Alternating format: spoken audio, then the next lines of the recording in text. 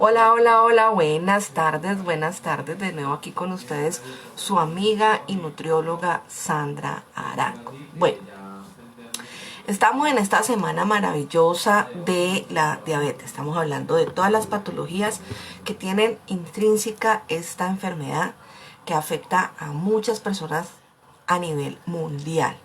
En la primera, el miércoles o el martes pasado estábamos hablando de las estadísticas de la Organización Mundial de la Salud con esta patología. Entonces, hoy vamos a hablar, básicamente nos vamos a centrar en la diabetes tipo 1, tipo 2. Vamos a centrar en sus características, nos vamos a centrar en las similitudes y las diferencias, nos vamos a centrar en diferentes aspectos puntuales de este padecimiento. ¿Para qué? Para que las personas que están empezando a transitar o que están siendo diagnosticadas con esto entiendan que tienen una calidad de vida, pero que hay que aprender a llevarla, ¿ok? Entonces, lo primero que vamos a repetir es su definición. La diabetes es un grupo de enfermedades que teniendo como resultado un exceso de azúcar en la sangre, o sea, glucosa elevada, pues da como resultado el diagnóstico de... Hay 4 tipos de estas enfermedades. La primera es la diabetes tipo 2, que es la afección crónica que afecta de manera importante el cuerpo y la manera como el cuerpo procesa el azúcar en la sangre o la glucosa en la sangre. Es una complicación que adquirimos. ¿Por qué? Porque es una complicación que aparece por los malos hábitos de vida, por los malos hábitos alimenticios, etcétera, etcétera, etcétera. Por el consumo de licor, por la obesidad, por trastornos metabólicos, pero casi todos tienen un inicio y ese inicio es los malos hábitos alimenticios y los malos hábitos de vida. La diabetes mellitus tipo 1 pues es una afección crónica también en la que el páncreas produce poco o nada de insulina y esta complicación es casi siempre genética y aparece a muy tempranas edades. Se puede identificar a muy tempranas edades. Las personas que sufren este tipo de diabetes mellitus 1, cuando desde el día 1 que son diagnosticadas con esta diabetes, llevan una dieta alimenticia saludable, cuidan muy bien sus hábitos de vida y sus hábitos alimenticios, son personas que no tienen problemas porque digamos que mantienen muy controlada su enfermedad. Pero cuando las personas tienen este tipo de diabetes y no controlan su enfermedad, no controlan su dieta alimenticia, no controlan sus hábitos de vida, pues obviamente esta enfermedad les va a causar mucha molestias y va a menguar muchísimo su calidad de vida. Está la prediabetes, que es la afección en la que el nivel de azúcar en la sangre está un poquito elevado, pero no alcanza para que sea diagnosticada como diabetes tipo 2. Y una que se presenta en el estado de gestación, que es la diabetes mellitus gestacional, que es un tipo de diabetes que se genera cuando las mamitas están en estado de gestación y su azúcar o su glucosa en sangre y en orina está elevada. Entonces, digamos que esas son los tipos de diabetes y en sí la definición de la diabetes. Vamos a ver unos datos y unas cifras a 8 de junio del 2020, o sea, hasta el año pasado, el corte de cifras estadísticas que tenían la Organización Mundial de la Salud. Entonces, de 108 millones en 1980, subimos a 450 millones de personas diagnosticadas con diabetes tipo 2.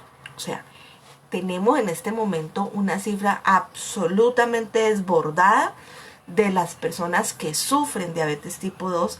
Y si nosotros nos ponemos a mirar las fechas de 1980 hacia adelante, es la industrialización agresiva y el cambio en la industria de los alimentos. Entonces, esto va directamente relacionado con los cambios de vida y de hábitos alimenticios en las personas, y esto es lo que ha generado que las personas compren esta patología, diabetes tipo 2. La prevalencia mundial de la diabetes en adultos es más del 4.7% en 1980. y hoy en día está sobre el 14,5%. O sea, es muy elevado el porcentaje en la prevalencia de la población mundial de adquirir este tipo de patologías. La diabetes es una importante causa de otras digamos, consecuencias de enfermedades en el cuerpo. Causa como cuáles, como ceguera, glaucoma, insuficiencia renal, infarto al miocardio, accidentes cerebrovasculares, amputación de miembros inferiores. Entonces, esto es bien complicado porque todas estas cifras en países latinos donde los sistemas de salud están tan colapsados en este momento por el coronavirus y por la pandemia por la que estamos transitando, pues obviamente estas cifras son muy alarmantes porque estas personas diabéticas han dejado de tener muchos controles médicos. Entonces su patología más el estrés que están viviendo por la misma situación y muchas condiciones han hecho que su patología tenga una agudez. Se estima que para el 2025 la diabetes sea la causa directa de más de 1,6 millones de muertes a nivel mundial. Y en el 2016 la diabetes fue la causa de muerte de 1,5 millones de personas.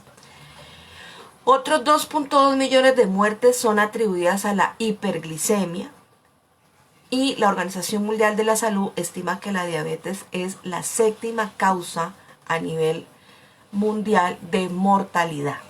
O sea, estamos frente a una patología que de verdad hay que voltear a mirar y que de verdad tenemos que aprender a tener conciencia del desarrollo de esta patología. ¿Por qué? Porque es que es una patología que se está incrementando por la falta de información, por no saber leer etiquetas de los alimentos procesados, por no entender que si comemos un alimento procesado y tomamos lácteos y comemos harinas y comemos harinas refinadas y azúcares refinados, estamos a muy cerca de poder ser población de riesgo de poder padecer este tipo de patologías. Entonces es importante que nosotros entendamos esto. Hay digamos que una estadística que tiene un desbalance bien importante y por eso la quise traer a colación. Del 100% de las personas que padecen esta patología, el 10% son diabetes tipo 1 y el 90% son diabéticos tipo 2. O sea, el 90% de las personas que desarrollan esta patología la desarrollan porque la compran. O sea, porque por sus malos hábitos de vida, por no poner atención a sus hábitos alimenticios, terminan desarrollando en su adultez este tipo de patologías. Pero también hay una estadística y unas encuestas muy alarmantes sobre el desarrollo de esta patología hoy en día en la población infantil. Por eso me parece muy importante este tipo de informaciones para que nosotros podamos abrir los ojos y podamos tener herramientas para poder identificar y poder llevar este tipo de patologías a una mejora y no a que se agudicen. El 10% de las personas que sufren esto son diabetes tipo 1 y el 90% diabetes tipo 2. En la diabetes tipo 1 no se puede prevenir, es algo hereditario como les explicaba.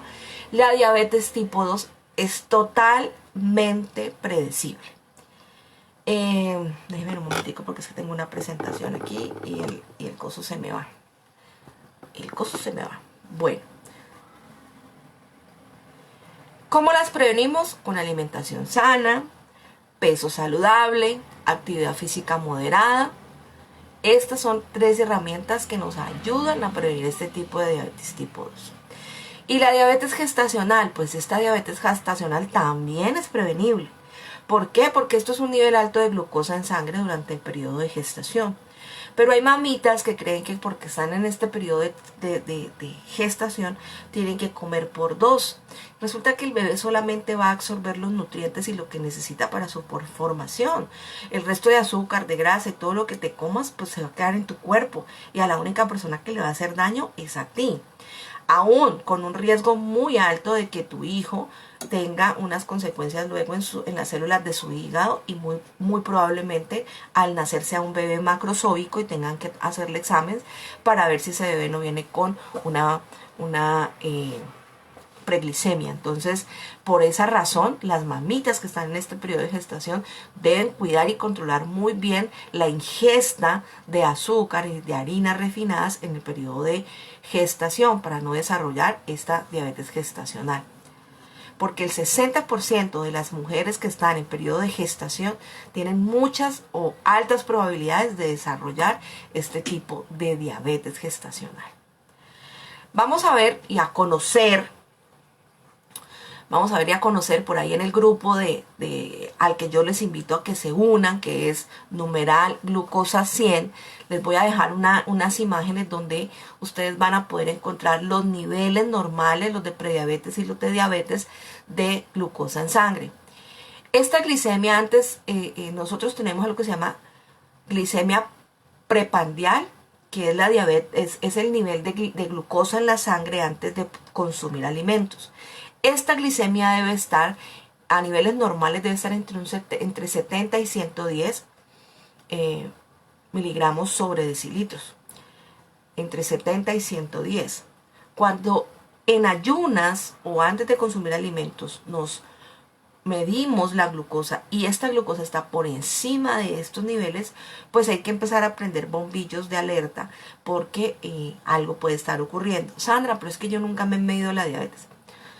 Son hábitos que tenemos que, entendiendo las dietas alimenticias que hoy están a la mano tuya y mía, la medición de una glucosa debemos tenerla como hábito por lo menos 1 o 2 veces a la semana, para saber cómo están nuestros niveles de azúcar, cómo están, sobre todo si en la casa tenemos adultos mayores. Si tú tienes una mamá o tú tienes un papá adulto mayor y que ya es hipertenso, debes controlarle los niveles de azúcar, debes estar pendiente de los niveles de azúcar de ellos. ¿Y cómo lo vas a hacer? Pues muy sencillo, con un glucómetro te vas a poder dar cuenta. Entonces, un nivel de glucosa sanguínea en ayunas debe estar por debajo de 100, entre 70 y 100 miligramos por decilitro. O hay otras medidas que son 5.6 en otros glucómetros que no vienen de miligramos por decilitros, sino en otras medidas que son como en números decimales. Esto se considera normal, ¿sí? Un nivel de glucosa sanguínea en ayunas entre 100 y 125, digamos que ya no está normal, ¿sí? O por encima de 7, ya no está normal. Allí hay que prender un bombillo porque algo está ocurriendo, ¿sí? Se considera una prediabetes inclusive. Y este resultado se denomina glucosa alterada en ayunas.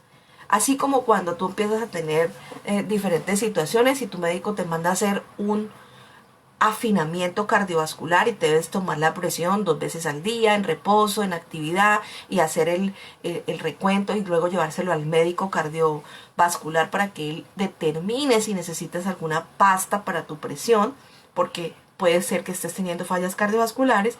Igual tú debes aprender a mantener una medición de tu glucosa para saber qué está pasando con la glucosa en tu cuerpo, ¿ok? Hay una cosa que tenemos que tener en cuenta, y es que hay una cosa que es muy diferente, la hipoglicemia a la hiperglicemia. Pero las dos son complicadas. Solo que la hiperglicemia o la glucosa alta, digamos que el cuerpo va creando una tolerancia a esta glucosa alta, ¿sí? Y yo conozco personas que tienen el azúcar en 250, en 300 y siguen caminando y van normales por allí, porque ya su cuerpo ha creado una tolerancia a esa azúcar alta. No es normal, ¿ok? No es normal. Pero digamos que el cuerpo va creando una cierta tolerancia y luego les ponen su insulina y la persona, digamos que recupera los niveles adecuados. Pero la hipoglicemia, o sea, los niveles de glicemia bajos son muy peligrosos, porque recordemos que la glicemia o la glucosa es la que nos ayuda a tener la energía en la célula. Y nuestro cuerpo necesita esas energías para poder funcionar. Nuestro corazón, nuestro cerebro, nuestro hígado, nuestros riñones. Cuando las células de nuestros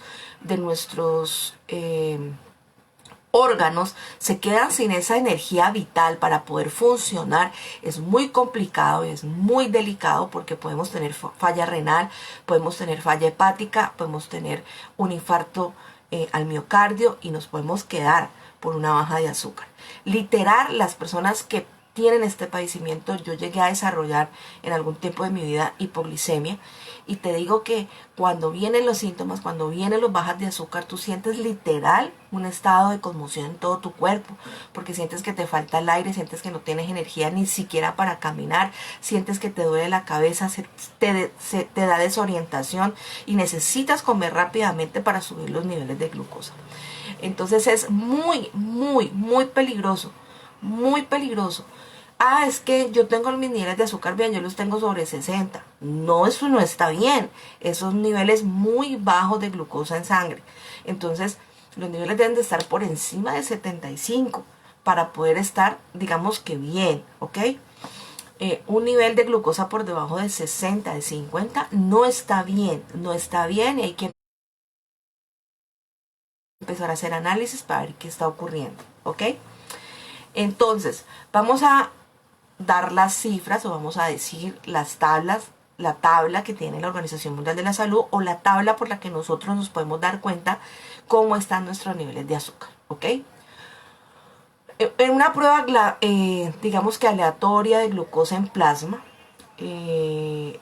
lo normal es que estemos por debajo entre 100 y 110 o 115, eso es lo normal. En ayunas, el que estemos entre 70 y 100. Y 2 horas después de la comida, lo normal es que estemos entre 140 y 150. Eso es lo normal. 2 horas después de la comida. La prediabetes. La prediabetes en ayunas debe estar, como les digo, cuando una persona tiene en ayunas, se toma la prueba con el glucómetro y este glucómetro le sale entre 115, 125, 130, o en algunos glucómetros le marca 6.1 o después de 7, esto es una prediabetes, esto no es normal. Y 2 horas después de comer debe marcar, o cuando está marcando sobre 140 a 199, o en otros glucómetros entre 7.8 a 11, esto es se considera como una persona que debe entender que hay un bombillo rojo encendido y que debe estar mirando qué está ocurriendo y revisar sus hábitos alimenticios, además de consultar. Y cuando hay una diabetes, pues obviamente en ayunas estamos hablando de un resultado por encima de 125 y mucho más alto, o en los glucómetros por encima de 8. Y después de comida estamos hablando de que la medición le puede dar entre 200 o 210 por encima, o en otros glucómetros por encima de 11. Estos son los índices para tener en cuenta según la Organización Mundial de la Salud. Allí en el grupito de numeral glucosa 100 vas a encontrar la tablita para que tú la puedas tener y te puedas hacer una medición con un glucómetro y puedas entender si tú tienes un bombillo prendido rojo o estás bien. La Asociación Americana de Diabetes sugiere los siguientes niveles de glucosa en adultos, pero adultos que ya están generando este tipo de condición, o sea, que ya están con diagnóstico de diabetes tipo 2. La glucosa plasmática preprandial, o sea, la de antes de los alimentos, va a estar en estas personas que ya están diagnosticadas como diabetes tipo 2, pueden estar entre 80 y 125, ¿ok? Y la glucosa plasmática postprandial perdón, postprandial, o sea, la después de comidas, 1 o 2 horas después de que ya hayas ingerido los alimentos, porque inmediatamente que comas no se puede hacer la medición, debes esperar, entonces debe estar menos 180. Esos son, digamos que los rangos adecuados de una persona que ya está diagnosticada con diabetes tipo 2 y que digamos que tiene su enfermedad controlada. Pero como hay tramposos, como hay gente que va al médico y le dice, no, doctor, pero si yo me cuido, pero si yo como bien, pero si no hay ningún problema, yo llevo mi dieta, y por qué no entiendo por qué tengo el azúcar así de alta, no entiendo por qué tengo, ¿por qué? No entiendo. Pues hay un examen que se llama hemoglobina glicoxilada. Y este examen es para esas personas que son trampositas. ¿Por qué? Porque este examen nos da a nosotros los profesionales una visión de promedio de los últimos 3 meses de los niveles de glucosa en sangre de esta persona. Entonces, si la persona sabe que le van a hacer su examen, y entonces como sabe que le van a hacer su examen, empieza a hacer dieta una semana antes para hacer trampa, desafortunadamente no puede entender que al único que le está haciendo trampa es a su propia salud. Este tipo de exámenes nos ayuda a nosotros como profesionales a poder saber y entender si estamos frente a una persona que sabe llevar su enfermedad, que cuida su enfermedad o que simplemente no la está llevando bien, ¿ok? De todas maneras, esta glucosa, este examen de hemoglobina glicoxilada debe estar siempre en el 7%. Si está por encima del 7%, estamos frente a un paciente o frente a una persona que no está cuidando su patología, ¿ok? Bueno, vamos a ver las similitudes que hay entre la diabetes tipo 1 y la diabetes tipo 2. Las similitudes y las diferencias. Déjenme que es que se me traba el trípode. Bueno, de la diabetes tipo 1, lo principal es que el cuerpo no produce insulina. Esa es la diferencia más grande que hay entre la diabetes tipo 1 y tipo 2. Que la tipo 1, el cuerpo no produce insulina o produce unos niveles muy bajos de insulina. Y en el tipo 2 la producción de insulina es insuficiente, ¿sí? Pero si nosotros tenemos una buena dieta, si nosotros tenemos unos buenos hábitos, vamos a poder, inclusive desde la gliconutrición, yo les he dicho en repetidas ocasiones, la gliconutrición es una herramienta poderosísima para las personas que están en diabetes tipo 2. Yo tengo pacientes que llegan al consultorio de diabetes tipo 2, hacemos un tratamiento de 6 a 8 meses con gliconutrientes y con una alimentación consciente y hasta el medicamento se va. Pero tenemos que proporcionarle al cuerpo herramientas para que el cuerpo pueda generar cambios a nivel celular de adentro hacia afuera. Inicio rápido de sintomatología es otra de las diferencias entre la diabetes tipo 1 y tipo 2. La diabetes tipo 1 comienza a muy tempranas edades porque es casi siempre o siempre es hereditaria. Y la tipo 2 tiene inicios de síntomas graduales. ¿Por qué? Porque a medida de que tú vas generando esta patología, pero si te cuidaste una semana y la otra semana no te cuidaste y un mes te cuidaste y otro mes no te cuidaste, entonces tiene que ver mucho con los hábitos alimenticios, tiene que ver mucho con la responsabilidad de tu alimentación consciente. Entonces los síntomas van apareciendo gradualmente según como tú vayas llevando tu dieta, como vayas llevando tu cuerpo a generar este tipo de patologías. Suele debutar antes de los 30 años, eso nos ocurre con la diabetes tipo 1, mientras que la diabetes tipo 2 suele debutar después. Antes había un estándar que era después de los 40, ahorita está después de los 25. ¿Por qué? Porque volvemos a lo mismo, por la industrialización de los alimentos, aunque hoy en día hay una encuesta, hay unas estadísticas muy altas de niños o de la población infantil ya padeciendo este tipo de patologías, sobre todo diabetes tipo 2.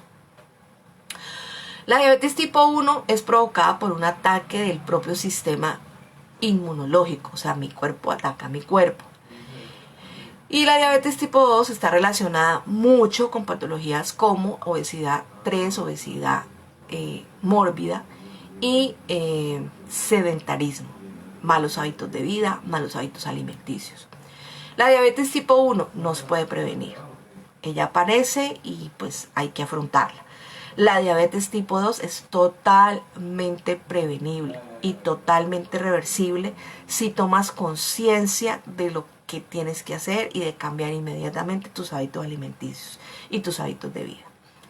La diabetes tipo 1, forma corporal delgada, o sea, la persona empieza a perder mucho peso porque el cuerpo necesita energía porque no produce insulina y entonces toma esta energía de los músculos, entonces las personas empiezan a padecer pérdida de masa muscular muy rápidamente, mientras que la diabetes tipo 2, como la persona está teniendo unas ingestas de azúcares elevadas, digamos que esto no se ve en los primeros comienzos de la enfermedad, ¿sí? Es una persona que es obesa y tiene un abdomen absolutamente abultado, ¿sí? La diabetes tipo 1 no tiene alteraciones cutáneas. La diabetes tipo 2 tiene alteraciones cutáneas, tiene rasquiña en el cuerpo, a las personas les rasca los brazos, les rasca la espalda, les da salpullidos, se les tiene que tratar con cosas tópicas porque su piel se pone muy seca y rasgosa, como escamosa. La diabetes tipo 1, tratamiento con insulina en bolígrafo o en bombas. O sea, son insulinodependientes y tienen que ponerse su insulina todos los días. Hay personas que una vez al día, hay personas que hasta 2 veces al día. La diabetes tipo 2 tiene un tratamiento con antidiabéticos orales. Y pues obviamente cuando ya la enfermedad está muy avanzada, pues también tiene trato con insulina. Puede ser pasta o también puede ser inyectada. La diabetes tipo 1 requiere control de dieta estricto, muy estricto. Si la persona con esta patología de diabetes tipo 1 no es consciente de su alimentación, va a tener muchos problemas porque va a generar otros problemas con su enfermedad en diferentes órganos del cuerpo. La diabetes tipo 2 requiere dieta planificada, requiere que cambios de hábitos, de que empieces a hacer actividad física, requiere de que tengas una conciencia de tu alimentación y de tus hábitos de vida. La diabetes tipo 1 requiere actividad física al igual que la diabetes tipo 2. Requerimos actividad física porque requerimos que tengamos más oxigenación en la sangre, requerimos que el cuerpo haga actividad física para que pueda quemar energía, para que pueda haber una mejor desintoxicación del hígado y bueno, todos los beneficios que trae el hacer actividad física. La diabetes tipo 1, control diario con glicemia. Es muy importante que una persona que tiene esta patología esté vigilando sus niveles de glucosa. Y la diabetes tipo 2 es una persona que debe hacer controles periódicos de su glucosa, ¿sí? No todos los días, pero sí por lo menos 3 veces a la semana. Voy a hablarles puntual de voy a definirles tres manifestaciones clínicas que generan la diabetes cuando una diabetes no está en control, cuando no somos conscientes de que padecemos este tipo de patología y no somos conscientes desde la alimentación, no somos conscientes desde los hábitos de vida, y esto puede llevar a que la persona tenga una agudización en su patología y padezca otras cosas que van a complicar mucho su cuadro clínico. Entonces, lo primero es que esta persona puede presentar algo que se llama poliuria. ¿Esto qué quiere decir? Esto quiere decir que la producción de orina es mayor a 3 litros por día. O sea, se distingue porque la necesidad de que la persona vaya al baño a orinar muchas veces, ya sea durante el día o sea durante la noche, sin necesidad de estar tomando mucho líquido, ¿ok? No tiene volúmenes normales, no produce volúmenes normales, sino que produce mucho volumen y entonces esto es un síntoma o algo que va a generar que ya esa diabetes está empezando a generar algún cambio en sus riñones. Otra consecuencia clínica es la polidipsia. Es cuando la diabetes no está bien controlada. Vuelvo y digo, estos síntomas se presentan cuando hay una diabetes que no está controlada.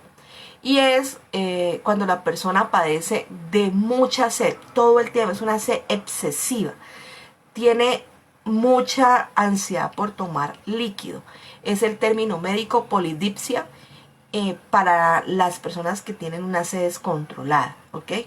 Ocurre porque el nivel de azúcar en sangre está muy elevado, entonces el cuerpo pide en cantidades alarmantes agua.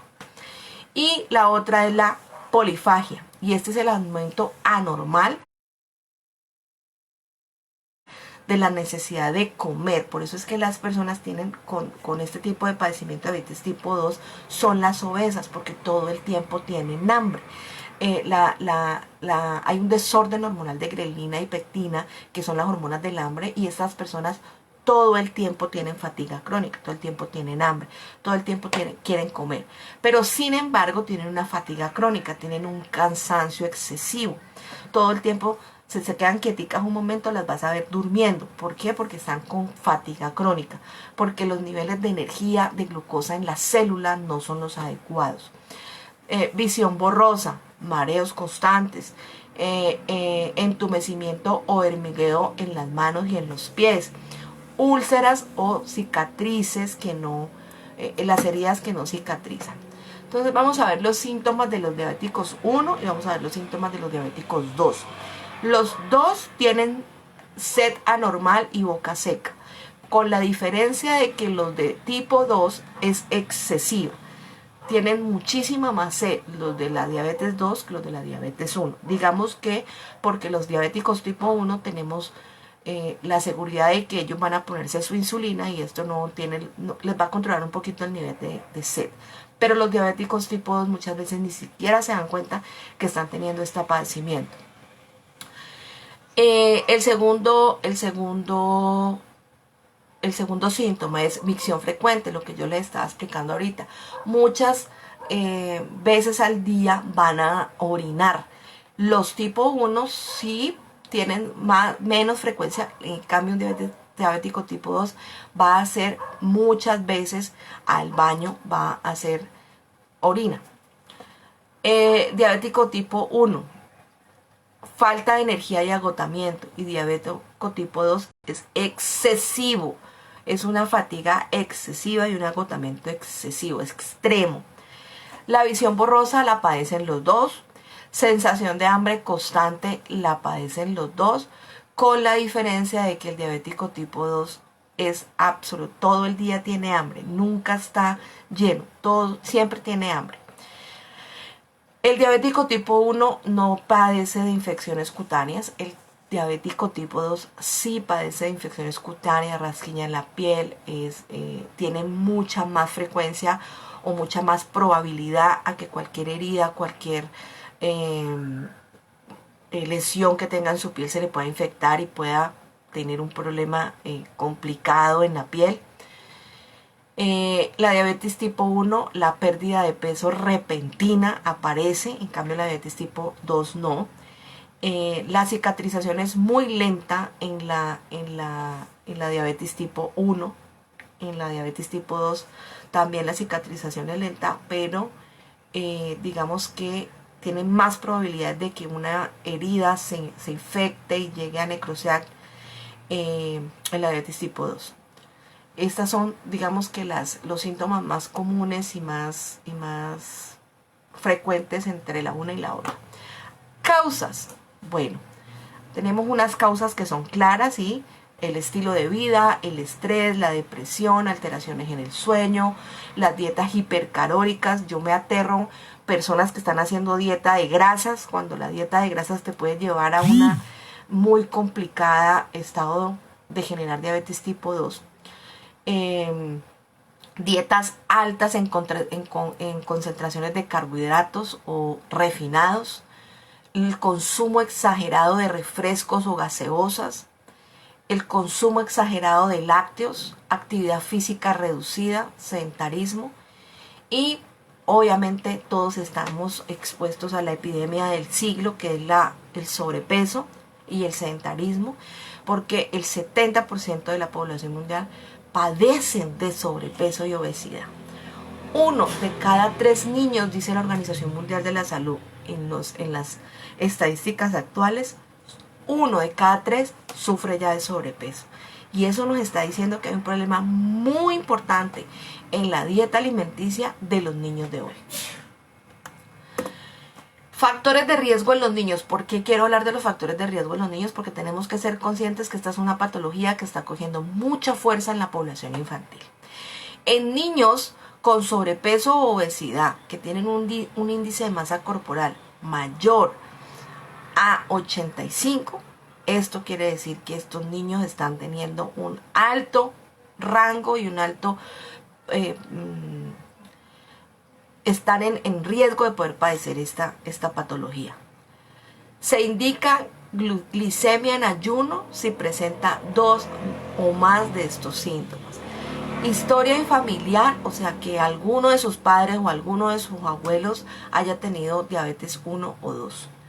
Que el grupo étnico, ¿cuáles son los grupos étnicos que están en riesgo de padecer diabetes tipo 2? Los hispanos, los asiáticos, los africanos y los del Pacífico, todos los isleños del Pacífico. Los nativos americanos, lo voy a repetir, los nativos americanos, los hispanos, los asiáticos, los africanos y los isleños del Pacífico. Esos son los grupos étnicos que están en riesgo de padecer diabetes tipo 2 por sus dietas hipercalóricas. Signos de resistencia a la insulina o condiciones asociadas como la dislipidemia en los niños. Historia materna de diabetes gestacional o alto o bajo peso en el momento del alumbramiento, o sea, cuando el niño nace. Estos son factores de riesgo que hoy en día están teniendo muy en cuenta los médicos para tener muy cuidado a la población infantil. Y factores de riesgo para nosotros los adultos. ¿Quiénes tienen un mayor riesgo de desarrollar diabetes tipo 1? Y eso hay que entenderlo porque es muy diferente de la diabetes tipo 1 a la diabetes tipo 2. Los factores de riesgos para la diabetes tipo 1 todavía no se han investigado muy bien, pero sin embargo hay dos cosas o dos aspectos que están muy claros. Y el primero es tener una familia con diabetes tipo 1, o sea, que alguno de los padres tenga o padezca diabetes tipo 1 o alguno de sus abuelos, los parientes consanguíneos directos. Esto aumenta ligeramente el riesgo de desarrollar esta enfermedad. Y 2, los factores medioambientales y de exposición a ciertas infecciones virales que han sido recopiladas como riesgo a desarrollar diabetes tipo 1. ¿Y cuáles son los índices de mayor riesgo para desarrollar diabetes tipo 2? Bueno, primero, que la persona tenga un historial de familiar con diabetes. 2, la persona tiene sobrepeso. 3, después de los 35 años. Aunque hoy por los índices de alimentación y los alimentos industrializados, el nivel de azúcar en los alimentos, pues obviamente después de los 25 estamos prendiendo las alarmas. Las personas con bajos niveles de colesterol bueno, el HDL, o con triglicéridos altos o con presión arterial alta, estos son alarmas. Antecedentes de diabetes gestacional y una pésima nutrición o una alimentación absolutamente que no tiene nada que ver. O sea, que personas que no son conscientes, que todo el tiempo están comiendo comida rápida, comida chatarra, pues obviamente son personas que están en un riesgo muy alto de padecer esa diabetes tipo 2. Y luego, ¿pero por qué a mí? Pues porque tus hábitos de vida, tus hábitos alimenticios te llevaron a comprarla. ¿Sí? Esto es bien importante. Consecuencias y daños. Pues bueno, los daños hay una resistencia a la insulina y esto nos lleva a las personas que de pronto están en procesos de pérdida de peso y me dicen, Sandra, pero es que yo como y no bajo de peso. Pues hay que hacer exámenes para ver si es que tu cuerpo está haciendo una resistencia a la insulina y por eso no estás bajando de peso. Entonces empezamos a tomar metformina y organizamos el tema. Y empezamos a hacer una pérdida de grasa responsable de los gliconutrientes y arreglamos el problema, ¿ok? Síndrome de ovario poliquístico, síndrome metabólico, estas son muchas de las consecuencias y de los daños que nos trae esta enfermedad. Por eso nosotros tenemos que tener muy claro cuáles son las consecuencias y los daños para entender que es una enfermedad totalmente prevenible desde mi conciencia con los alimentos.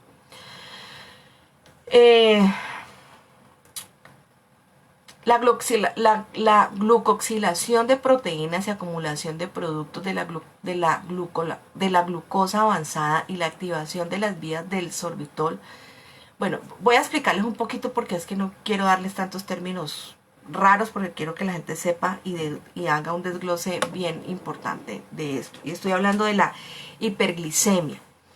Muchas personas empiezan a padecer los problemas de las amputaciones cuando tienen este padecimiento. Y entonces se pegan en un dedo, el dedo se les pone morado, se les necrosa y terminan con la amputación de uno de sus deditos de los pies. Inclusive hay personas que les han amputado el pie, la pierna y etcétera.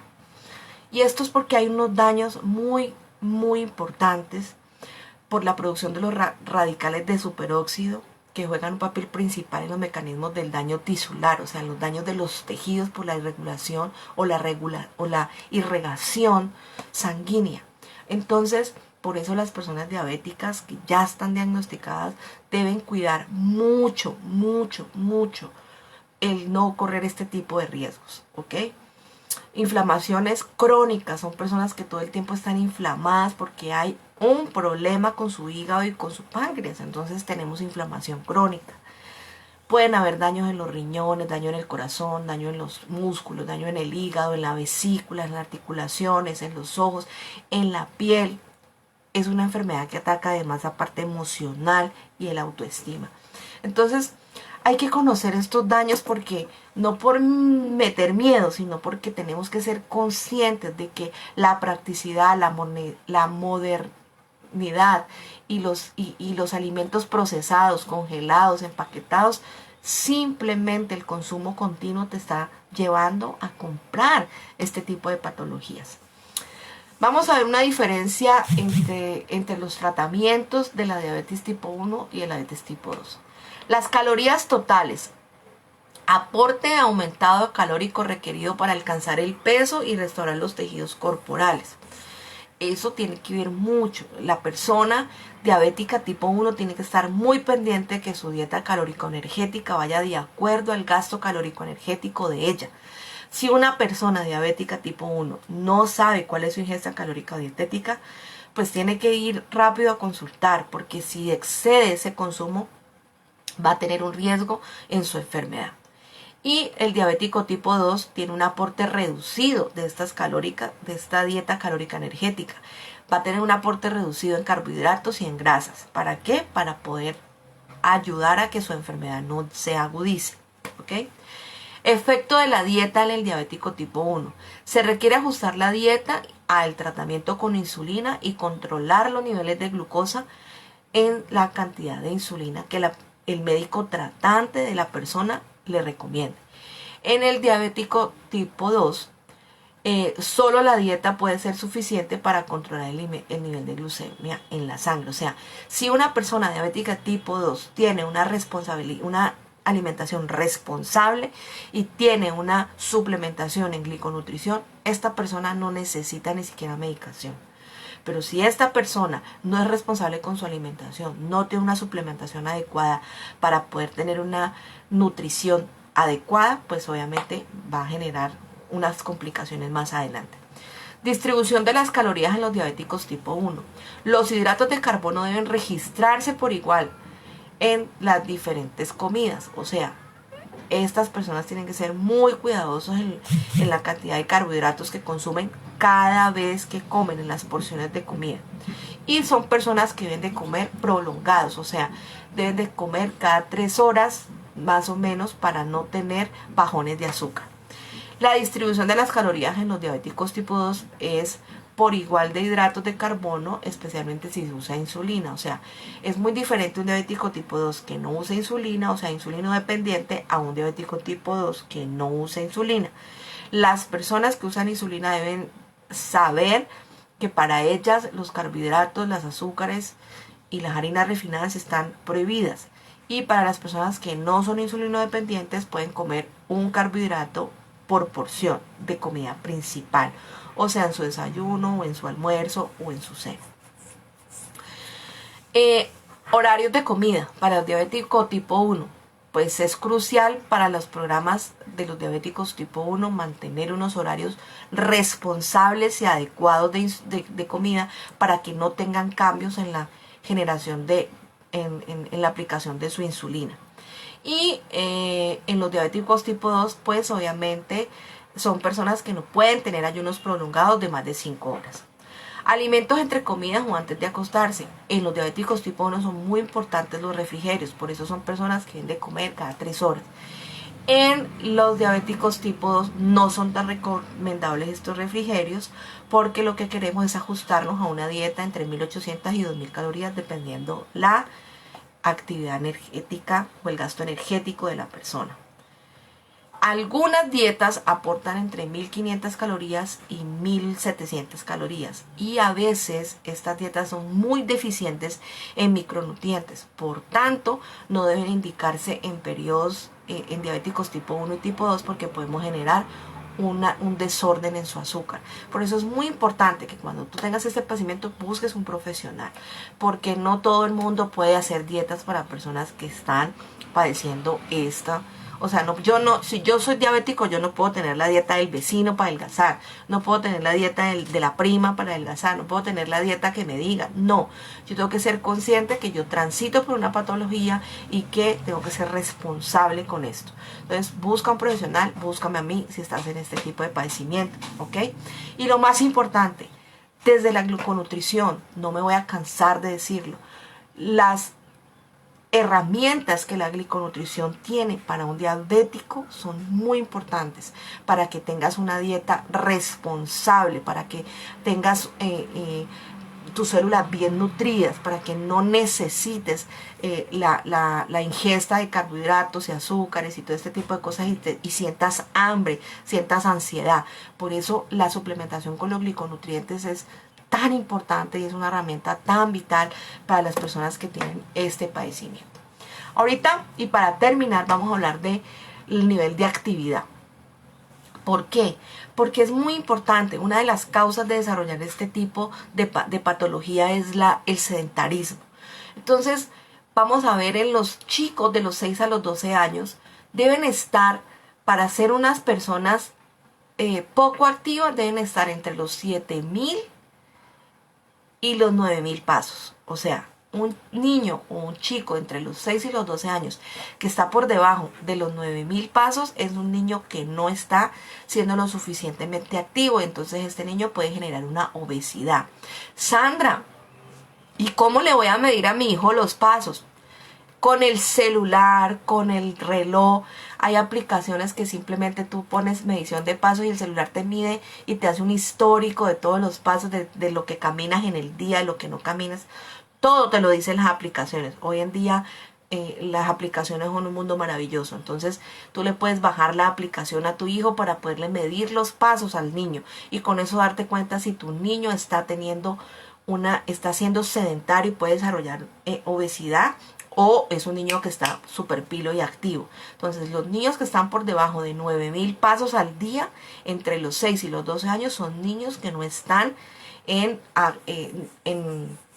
actividad. O sea, son niños poco activos. Los niños que están sobre 9500 a 11999 son niños que están en actividad moderada. Los niños que están por encima de los 15000 pasos son niños que están activos. Y los niños que están por encima de 16000 pasos son niños que están generando una actividad física extra. Y eso es lo ideal, que los niños estén entre medianamente activos y muy activos, para evitar la obesidad en los niños y para evitar el desarrollo de estas patologías. Ahora vámonos a los adultos. Los adultos que están por debajo de 5000 pasos están en sedentarismo total. Y esto me aterró a mí, porque cuando yo empecé en mi proceso de pérdida de peso y empecé a hacer la medición de pasos, y con la pandemia yo no llegaba ni a 3000. O sea, yo era un mueble más de la casa. 3000, o sea, un mueble de la casa. Si en 5000 estás en actividad sedentaria, en 3000 era la silla del comedor. Entonces es muy importante que entendamos eso y lo pongamos a prueba, ¿ok? Bájala. En la medición de pasos la puedes. Hoy hay manillas para medir tus pasos, tu frecuencia cardíaca, etc. Hay aplicaciones en el celular que no te van a costar un peso. Poco activo, están entre 5.000 y 7.000 pasos. Medianamente activo, están entre 7.500 y 9.000 pasos. Activo, sobre los 10.000 pasos.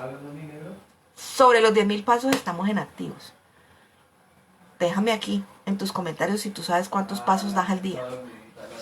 Y muy activos sobre los 12.500 pasos, o sea, personas que van al gimnasio, que hacen una actividad física.